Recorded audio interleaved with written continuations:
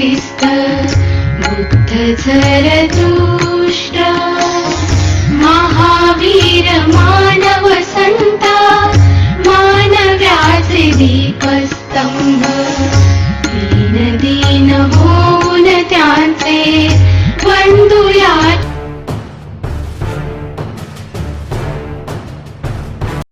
नमस्कार, मैं प्राध्यापक प्रशांत सतीश राजर्षि छत्रपति शाहू महाराज जूनियर कॉलेज कोल्हापुर हिंदी विभाग की तरफ से आप सभी का तहे दिल से हार्दिक स्वागत करता हूँ।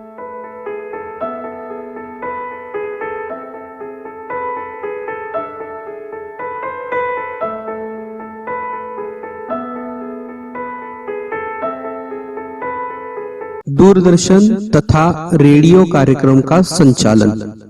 दूरदर्शन अथवा रेडियो पर प्रसारित किए जाने वाले कार्यक्रम अथवा समारोह की संपूर्ण जानकारी होनी चाहिए। कार्यक्रम की संहिता लिखकर तैयार करनी चाहिए।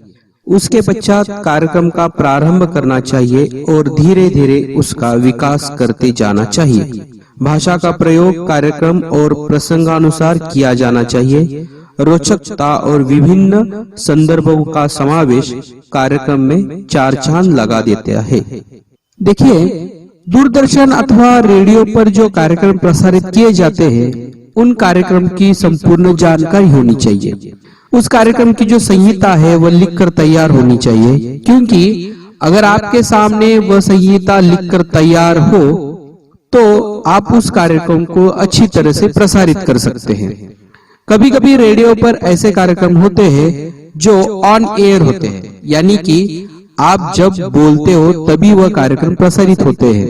आप दूरदर्शन पर भी देखते हो कि दूरदर्शन पर भी ऐसे कुछ कार्यक्रम होते हैं वह जो लाइव टेलीकास्ट होते हैं। लाइव टेलीकास्ट इसका मतलब है जब आप बोलते हो तभी वो लोगों के सामने जाता है। तब आपको यही बात याद रखनी होती है कि वह कार्यक्रम की पूरी जानकारी होनी चाहिए।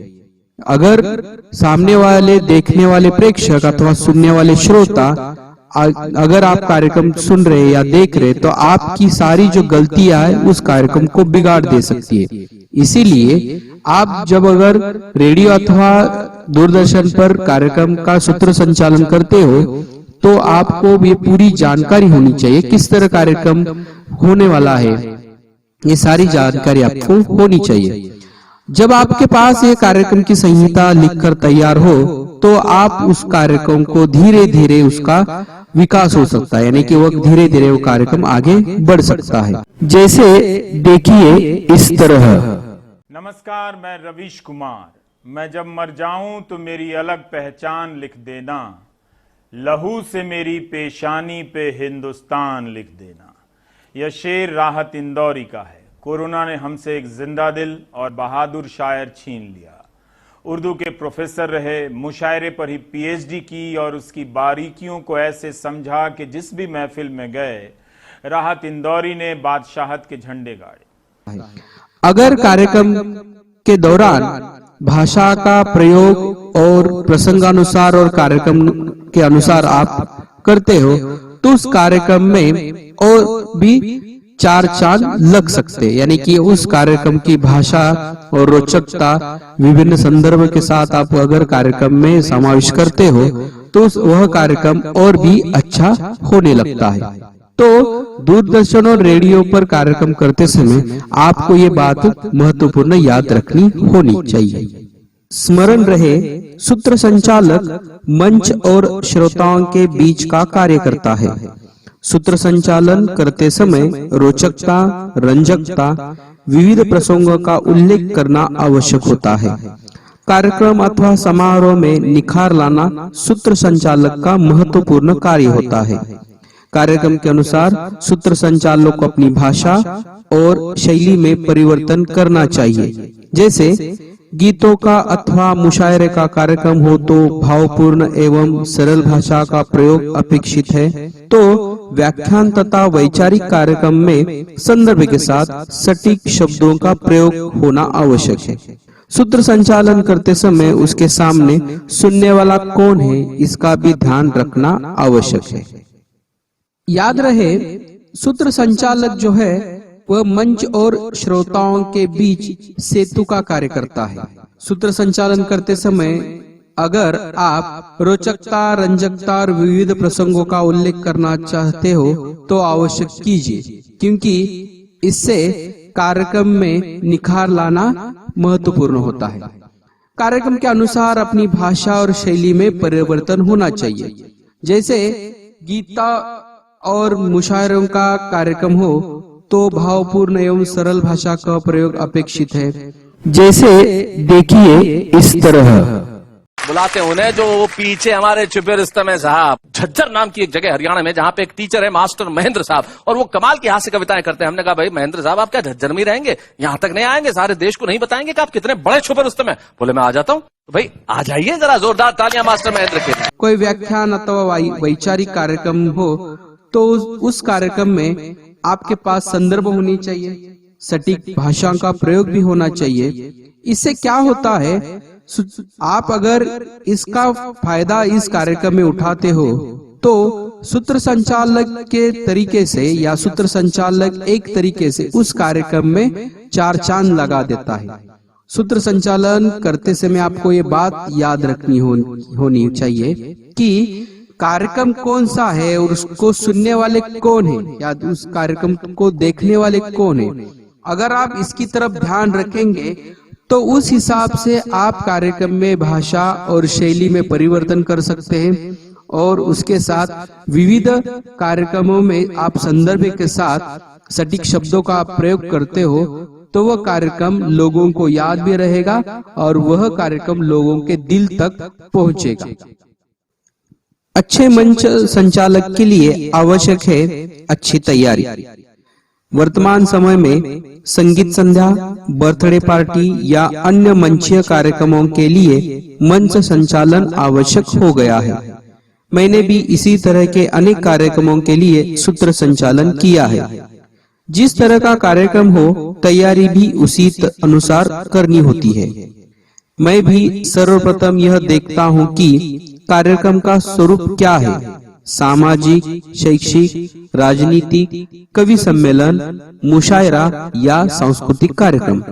फिर उसी रूप में कार्यक्रम का संहिता लेखन करता हूँ। इसके लिए बड़ी साधना व सतत प्रयास आवश्यक है। कार्यक्रम की सफलता सूत्र संचालक के हाथों में होती है। वह दो व्यक्तियों, दो घटनाओं के बीच कड़ी जोड़ने का काम करता है। इसलिए संचालक को चाहिए कि वह संचालन के लिए आवश्यक तत्वों का अध्ययन करे। सूत्र संचालक के लिए कुछ महत्वपूर्ण गुणों का होना आवश्यक है। हंसमुख, हजर जवाबी, विविध विषयों का ज्ञाता होने के साथ साथ उसका भाषा पर प्रभुत्व आवश्यक है। कभी कभी किसी कार्यक्रम में ऐन वक्त पर परिवर्तन होने की संभावना रहती है। सूत्र संचालक के भाषा की प्रभुत्व की परीक्षा होती है। पूर्व निर्धारित अतिथियों का न आना, यदि आ भी जाए तो उसकी दिन भर की कार्य व्यस्तता का विचार करते हुए कार्यक्रम पत्रिका में संशोधन अथवा सुधार करना पड़ता है।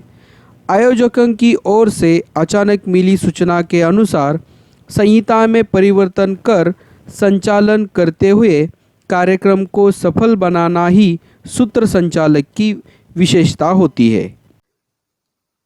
अगर आप अच्छे संचालक बनना चाहते हो तो उसके लिए आवश्यक क्या है? तो सबसे महत्वपूर्ण बात है अच्छी तैयारी।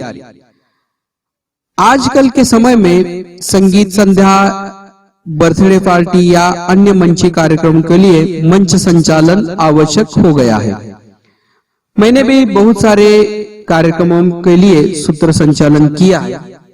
जैसे मैंने अभी कहा, ऐसे कार्यक्रमों में आपको इस कार्यक्रम के हिसाब से आपको तैयारी करनी होती है। मैं जब भी ऐसे कार्यक्रम करता हूं तो ये सर्वप्रथम मैं देखता हूं कि कार्यक्रम का स्वरूप क्या है। वह कार्यक्रम सामाजिक है, शैक्षिक है, राजनीतिक है या कवि सम्मेलन अथवा मुशायरा या सांस्कृतिक कार्यक्रम है। कौन सा कार्यक्रम है ये मैं पहले देखता हूँ। फिर उसी रूप में मैं कार्यक्रम का संहिता लेखन करता हूँ। जब हमने पहले बात कही थी कि अगर आपको कार्यक्रम करना है तो उस कार्यक्रम की संहिता लेखन आपके पास होनी चाहिए। मैं लेखक भी यही बात करते हैं कि पहले वो संहिता लेखन करते हैं। उसके बाद इसके लिए कड़ी साधना और सतत प्रयास आवश्यक है।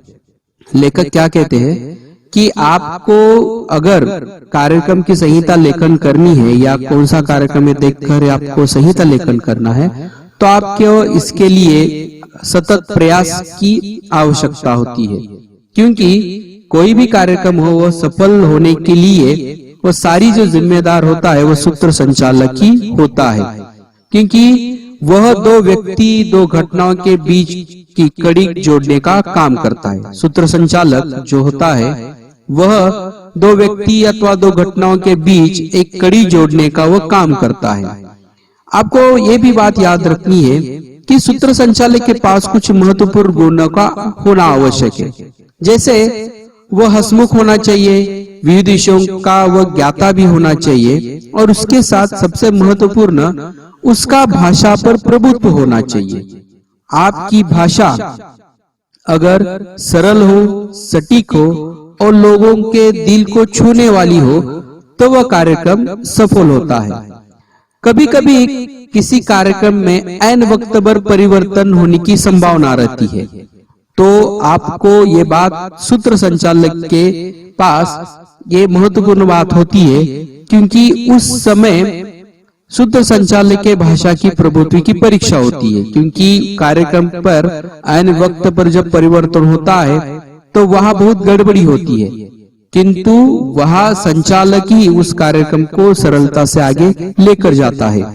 पूर्व निर्धारित कभी कभी ऐसा होता है कि पूर्व निर्धारित अतिथियों का न आना, यदि आ भी जाए तो उनकी दिन भर की कार्य व्यस्तता का विचार करते हुए कार्यक्रम पत्रिका में संशोधन सुधार करना पड़ता है। कभी कभी ऐसा होता है, देखिए, क्योंकि हम अतिथियों के लिए दिन भर रुकते हैं और जब भी वो आते हैं तो वह उनको जल्दी जल्दी जाना होता है, तो आपको उस हिसाब से कार्यक्रम पत्रिका में सुधार करना होता है।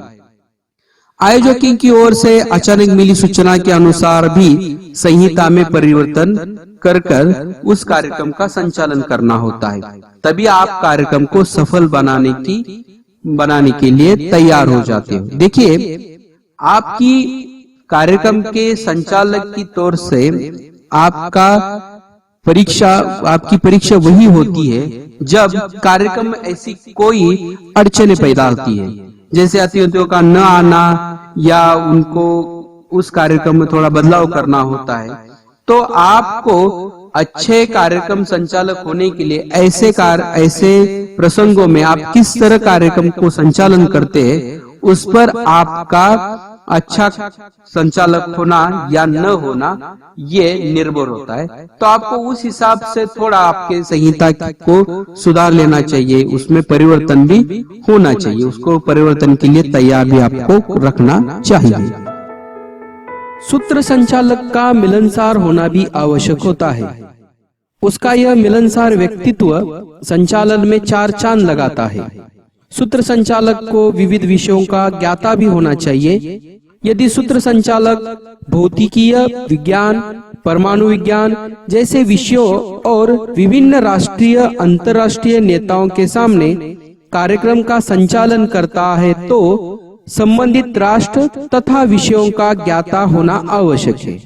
कड़ी साधना, गहराई से अध्ययन करते हुए विषय का ज्ञान प्राप्त कर सकते हैं। आकाशवाणी और सार्वजनिक कार्यक्रमों के मंचों पर संचालन कार्य ने मेरे व्यक्तित्व को नई ऊंचाई प्रदान की है। इस विषय में मेरी सफलता का प्रमुख कारण है मेरा प्रस्तुतिकरण, क्योंकि मंच संचालन की सफलता संचालक के प्रस्तुतिकरण पर ही निर्भर करती है। लेखक का मानना है कि सूत्र संचालन का स्वभाव जो है मिलनसार होना चाहिए। अगर वह मिलनसार व्यक्तित्व होता है तो वह उसके सूत्र संचालन में और भी अच्छा होता है। और सूत्र संचालन को अपने विविध विषयों का उसके पास ज्ञान भी होना चाहिए, जैसे भौतिकी विज्ञान, परमाणु विज्ञान अथवा विभिन्न राष्ट्रीय अंतर्राष्ट्रीय नेताओं के सामने आप जब कार्यक्रम का संचालन करते हो तो उस संबंधित राष्ट्र तथा विषयों पर आपको ज्ञान भी होना चाहिए। ये सब लेखक कहते हैं, ये सब सारी चीजें जो है वह चीजें या वह सारी बातें कड़ी साधना गहराई से अध्ययन करते हुए लेखक ने ये सारा विषय उन्होंने प्राप्त कर लिया है।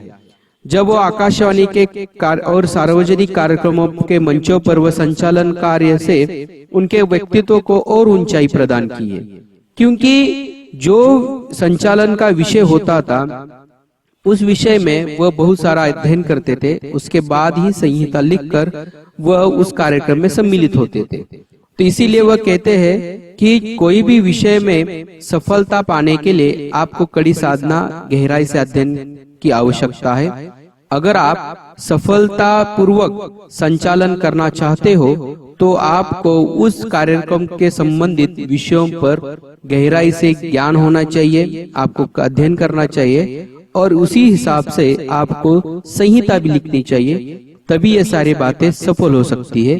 कोई भी प्रस्तुतिकरण और मंच संचालन ये सारी जो बातें हैं वह आपकी कड़ी साधना गहराई से अध्ययन करते हुए भी आप सफल हो सकते हैं। मैं इस बात का ध्यान रखता हूं कि कार्यक्रम कोई भी हो, मंच की गरिमा बनी रहे। मंचीय आयोजन में मंच पर आने वाला पहला व्यक्ति संचालक ही होता है। एंकर, जिसे हम उद्घोषक कहते हैं, एंकर का व्यक्तित्व दर्शकों की पहली नजर में ही सामने आता है। अतएव उसका परिधान, वेशभूषा, केश सज्जा इत्यादि सहज व गरिमामयी होनी चाहिए। उद्घोषक या एंकर के रूप में जब वह मंच पर होता है तो उसका व्यक्तित्व और उसका आत्मविश्वास ही नहीं, उसके शब्दों में उतरकर श्रोता तक पहुंचता है। सतर्कता, सहजता और उत्साहवर्धन उसके मुख्य गुण हैं। मेरे कार्यक्रम का आरंभ जिज्ञासा भरा होता है।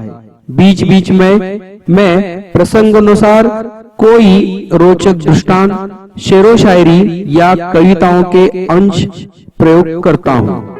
लेखक हमें इस बात की तरफ ध्यान आकर्षित करते हैं कि जो व्यक्ति संचालक होता है, कार्यक्रम का संचालन करता है, उसके व्यक्तित्व की तरफ भी हमारा ध्यान होना चाहिए। उसके परिधान, वेशभूषा, केश सज्जा भी गरिमामयी होनी चाहिए, क्योंकि कोई भी कार्यक्रम होता है तो सबसे पहले एंकर ही उस कार्यक्रम का पहली नजर उसकी तरफ होती है। जब वो सामने आता है तो सारे व्यक्ति उसकी तरफ ही देखते हैं। इसीलिए आपके यानी कि एंकर या उद्घोषक के व्यक्तित्व अच्छा होना चाहिए। उसके शब्दों से, उसके व्यक्तित्व से आत्मविश्वास झलकता है और वह सारी बातें श्रोता तक पहुंचती है। आप जब ऐसे कार्यक्रम का संचालन करते हो तो आपके पास सतर्कता, सहजता और उत्साहवर्धन ये गुण होने चाहिए। जब आप ऐसा कोई कार्यक्रम प्रस्तुत करते हो तो उस बीच बीच में लेखक के अनुसार कोई रोचक दृष्टांत, शेरो शायरी या कविताओं के अंश का भी प्रयोग होना चाहिए। जैसे देखिए इस तरह, मैं जब मर जाऊं तो मेरी अलग पहचान लिख देना, लहू से मेरी पेशानी पे हिंदुस्तान लिख देना। इसी से वह कार्यक्रम और भी अच्छा होता है। Won't you take me